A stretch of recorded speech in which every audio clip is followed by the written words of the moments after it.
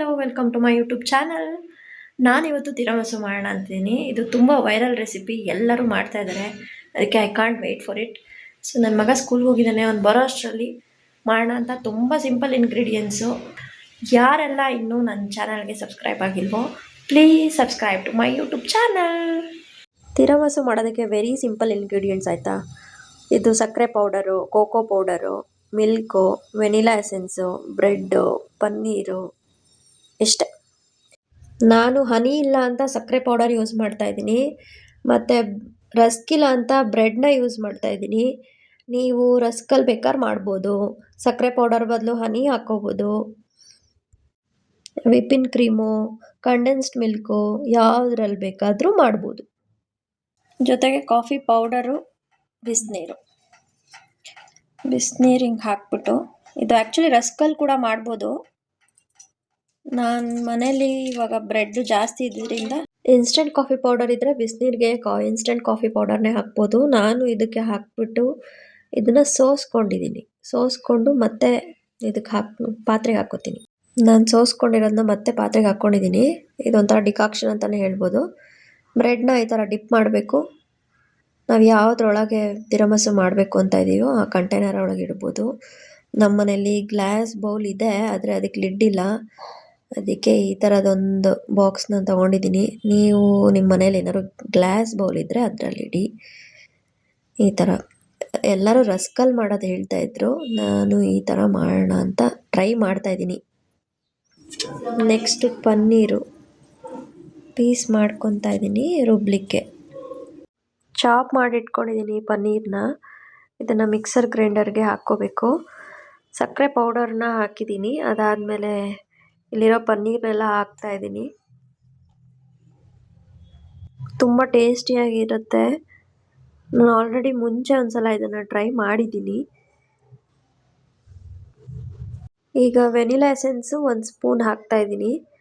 ಇದು ಆಪ್ಷನಲ್ಲು, ನಿಮ್ಗೆ ಬೇಕಿದ್ರೆ ಹಾಕ್ಕೋಬೋದು. ಆಮೇಲೆ ಇದೆಲ್ಲ ರುಬ್ಬೋ ಬದಲು ಬೇಕಾದ್ರೆ ವಿಪಿನ್ ಕ್ರೀಮ್ ಕೂಡ ಹಾಕ್ಕೋಬೋದು ನೀವು, ಅಥವಾ ಕಂಡೆನ್ಸ್ಡ್ ಮಿಲ್ಕ್ ಬೇಕಾದ್ರೆ ಹಾಕ್ಕೋಬೋದು.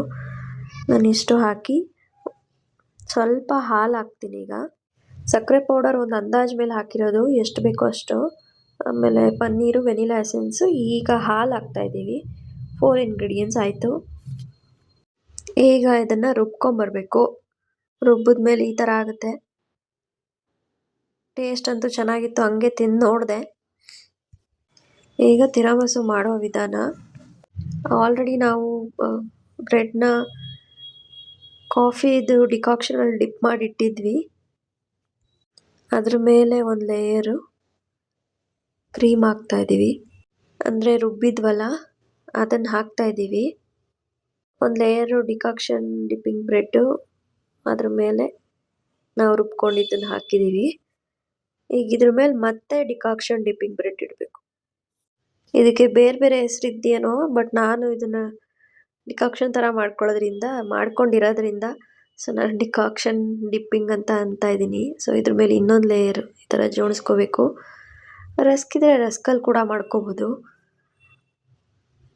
ನಿಮ್ಗೇನು ಇಷ್ಟನೋ ಅದ್ರಲ್ಲಿ ಮಾಡ್ಕೊಡ್ರಿ, ಚೆನ್ನಾಗಿ ಬರಬೇಕಷ್ಟೆ, ಚೆನ್ನಾಗಿರುತ್ತೆ. ಸೊ ಇದನ್ನು ಹಂಗೆ ಇಟ್ಬಿಟ್ಟು, ಈಗ ಅಲ್ಲಿ ಮಿಕ್ಕಿರೋ ಡಿಕಾಕ್ಷನ್ ಅದ್ರ ಮೇಲೆ ಹಂಗೆ ಹಾಕ್ಬಿಟ್ಟು, ಇದನ್ನು ಅದ್ರ ಮೇಲೆ ಮತ್ತೆ ಕ್ರೀಮ್ ಒಂದು ಲೇಯರ್ ಹಾಕ್ಬಿಟ್ಟು, ನಾನೀಗ ಮತ್ತೆ ಇದನ್ನು ರುಬ್ಕೊಂಡಿದ್ವಲ್ಲ ಅದನ್ನು ಮತ್ತೊಂದು ಲೇಯರ್ ಹಾಕ್ತಾಯಿದ್ದೀನಿ. ಸೊ ಯಾಕೆಲ್ಲ ಮಿಕ್ಕಿಸ್ಕೊಳ್ಳೋದು, ಇದೊಂಚೂರಿದೆ, ಎಲ್ಲನೂ ಹಾಕ್ಬಿಡ್ತೀನಿ. ಎಲ್ಲ ಹಾಕಾಗಿದೆ. ಇವಾಗ ಒಂದು ಸ್ವಲ್ಪ ಈವನ್ನಾಗಿ ಸ್ಪ್ರೆಡ್ ಮಾಡ್ಕೊಂಬಿಟ್ರೆ ನೆಕ್ಸ್ಟ್ ಒಂದು ಲಾಸ್ಟ್ ಲೇಯರ್ ಬಾಕಿ ಇದೆ. ಆಮೇಲೆ ಫ್ರೀಝರಲ್ಲಿ ಇಟ್ಬಿಡೋದು. ಫ್ರೀಝರ್ ಅಥವಾ ನಾರ್ಮಲ್ ಸ್ಟೆಪ್ಸಲ್ಲಿಡೋದು, ಫ್ರಿಡ್ಜಲ್ಲಿ. ನೋಡಿ ಹೇಗೆ ಕಾಣ್ತಾ ಇದೆ, ವೆನಿಲಾ ಐಸ್ ಕ್ರೀಮ್ ಥರ ಇದೆ.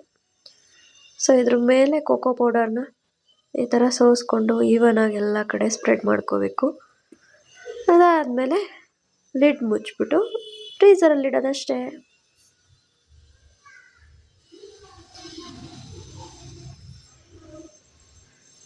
ಈ ಥರ ಈವನಾಗಿ ಎಲ್ಲ ಕಡೆ ಸ್ಪ್ರೆಡ್ ಮಾಡ್ಕೋಬೇಕು.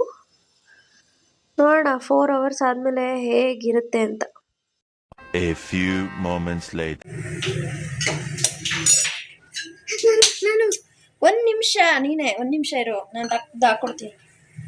ಓ ಮೈ ಗಾಡ್, ಓ ಮೈ ಗಾಡ್, ತಿನ್ನು.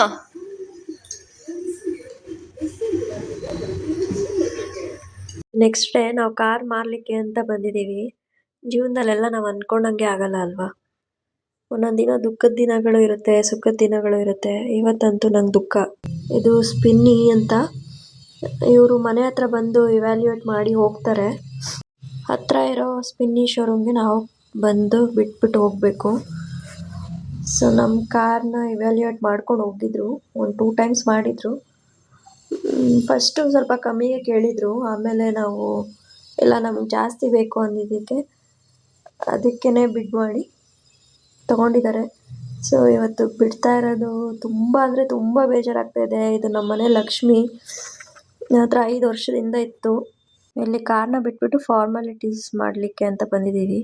ಕಾರ್ನ ಇವ್ಯಾಲ್ಯೂಯೇಟ್ ಮಾಡ್ಕೊಂಡು ಹೋಗೋರೆ ಬೇರೆಯವ್ರು. ಇವ್ಯಾಲ್ಯೂಯೇಷನ್ ಬ್ಯಾಂಗ್ಳೂರಲ್ಲಿ ನಡೆದ್ರೆ ಬಿಡ್ಡಿಂಗ್ ಬಂದ್ಬಿಟ್ಟು ಮುಂಬೈಯಲ್ಲಿ ನಡೆಯುತ್ತೆ. ಮುಂಬೈಯಲ್ಲಿರೋರು ಯಾರೋ ನಮಗೆ ಫೋನ್ ಮಾಡಿದರು, ನೀವು ಇಂಥ ಸ್ಪಿನಿ ಲೊಕೇಶನ್ಗೆ ಹೋಗಿ ಅಂತ. ನಾವು ಹತ್ರ ಇರೋ ಸ್ಪಿನಿನ ಚೂಸ್ ಮಾಡಿದ್ವಿ. ಸೊ ಇಲ್ಲಿಗೆ ಬಂದು ಇವಾಗ ಫಾರ್ಮಾಲಿಟೀಸ್ನೆಲ್ಲ ಮುಗಿಸ್ತಾ ಇದ್ದೀವಿ. ಫಾರ್ಮಾಲಿಟೀಸ್ ಎಲ್ಲ ಮುಗಿಸಿ ಹೊರಡೋಣ ಅಂದರೆ ಮಳೆ ಬಂತು.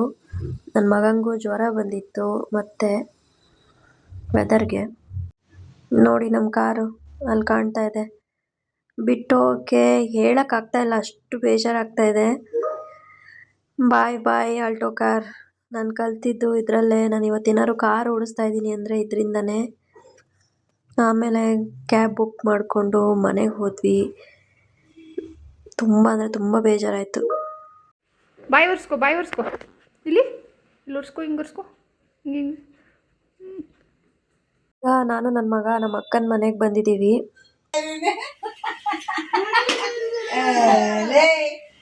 ಅವನ ಮುಖ ಮಾತ್ರ ತೋರಿಸ್ಬೇಡ. ನೀನ್ ಬಿಡ ನೋಡೋಣ, ನೀನೊಂದು ಹೇಳ್ಬಿಡ ಮನೀಶ್ ಜೊತೆ. ಆಯ್ತು, ನೋಡ್ಕೊಳ್ಳಿ ನೋಡ್ಕೊಳ್ಳಿ ನೋಡ್ಕೊಳ್ಳಿ. ಬೆಟ್ಟ ನೋಡ್ಕೊಳ್ಳಿ. ಬೆಟ್ಟ ಅಂತ ನೋಡ್ಕೊಳ್ಳಿ. ಏನೇ ಅಂದಿದ್ದವನು. ಇಬ್ಬರು ಅಜ್ಜಿದಿರು ಊರಿಂದ ಬಂದಿದ್ರು. ನಾನು ಇವರಿಬ್ಬರ ಬಗ್ಗೆ ತುಂಬ ಹೇಳಿದ್ದೀನಿ ನಿಮಗೆ. ಸಂಪತಮ್ಮನ ಬಗ್ಗೆ ಹೇಳಿದ್ನಲ್ಲ ಭದ್ರಾವತಿಗೆ ಹೋದಾಗ. ಈ ಕಡೆ ರೈಟಲ್ಲಿರೋರು ಅಮ್ನಟ್ಟಿಲಿರ್ತಾರೆ, ಯಡಿಯೂರ ಹತ್ರ.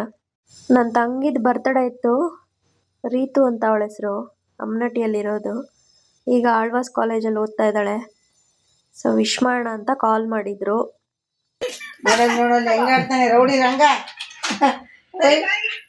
ಬಾಯ್ ಬಾಯ್. ಜೀವನ ಅಂದ್ರೆ ಹಂಗೆ ಅಲ್ವಾ, ನಾವು ಅಂದ್ಕೊಳ್ಳೋದೇ ಒಂದು, ಅದಾಗದೇ ಒಂದು. ದೇವರಾಟನೇ ಬೇರೆ ಇರುತ್ತೆ. ನನಗಂತೂ ನಮ್ಮ ಕಾರ್ ಮಾರಿದಂತೂ ತುಂಬಾ ಬೇಜಾರಾಯಿತು. 1,00,000 ರೂಪಾಯಿಗೆ ನಾವು ಆ ಕಾರ್ನ ಕೊಟ್ವಿ. ಸೊ ನಮ್ಮ ಹೊಸ ಕಾರ್ನ ಬುಕ್ ಮಾಡಿದ್ದೀವಿ. ಬಟ್ ಅಂದ್ರೂ ನಮ್ಮ ಮನೆ ಲಕ್ಷ್ಮಿ, ನಮ್ಮ ಮನೆ ಮೆಂಬರ್ಗಿಂತ ಹೆಚ್ಚಾಗಿದ್ದಿದ್ದು ಕಾರು ನಮ್ಮನ್ನು ಬಿಟ್ಟು ದೂರ ಹೋಗಿದೆ ಅಂದರೆ ನಮಗೆ ತುಂಬ ತುಂಬ ತುಂಬ ದುಃಖ ಆಗುತ್ತೆ. ಯಾರೋ ಫ್ಯಾಮಿಲಿ ಮೆಂಬರ್ನೇ ಕಳ್ಕೊಂಡಿರೋ ಥರ. ಈ ಥರ ನಿಮ್ಗಳಿಗೂ ಯಾವಾಗಾದ್ರೂ ಎಕ್ಸ್ಪೀರಿಯೆನ್ಸ್ ಆಗಿರುತ್ತಲ್ವ. ಸೊ ನಂಗೆ ತುಂಬ ಬೇಜಾರಾಯಿತು. ಅದು ಸೆಕೆಂಡ್ ಹ್ಯಾಂಡಲ್ಲೇ ನಾನು ತೊಗೊಂಡಿರ್ಬೋದು, ಬಟ್ ಅದು ನನ್ನ ಫ್ಯಾಮಿಲಿ ಮೆಂಬರ್ಗಿಂತ ಹೆಚ್ಚಾಗಿತ್ತು. ಎಲ್ಲಂದರೆ ಎಲ್ಲೂ ಕೈ ಕೊಟ್ಟಿಲ್ಲ ಒಂದು ಸಲನೂ. ಈ ವ್ಲಾಗ್ನ ಹಿಂಗೆ ಎಂಡ್ ಮಾಡ್ತಾಯಿದ್ದೀನಿ. ಸಾರಿ ನಿಮಗೇನಾದರೂ ನನ್ನ ಬೇಜಾರು ಹೇಳ್ಕೊಂಡಿರೋದಕ್ಕೆ ಬೇಜಾರಾಗಿದ್ದರೆ. ಸೊ ನನಗೆ ಇದನ್ನು ಹೇಳ್ಕೋಬೇಕು ಅನ್ನಿಸ್ತು. ಯಾಕಂದರೆ ನನ್ನ ಕಾರು ನನ್ನ ಪ್ರಾಣ ಅಂತಲೇ ಹೇಳ್ಬೋದು. ನಮ್ಮನ್ನು ಎಲ್ಲಂದರೆ ಎಲ್ಲೂ ಕೈ ಕೊಟ್ಟಿಲ್ಲ. 5 ವರ್ಷದಿಂದ ನಮ್ಮನ್ನು ಕಾಪಾಡಿ ಮನೆಗೆ ಸೇಫಾಗಿ ಕರ್ಕೊಂಬಂದುಬಿಟ್ಟಿದೆ. ಈ ವ್ಲಾಗ್ನ ಇಲ್ಲಿಗೆ ಎಂಡ್ ಮಾಡ್ತಾಯಿದ್ದೀನಿ. Thank you.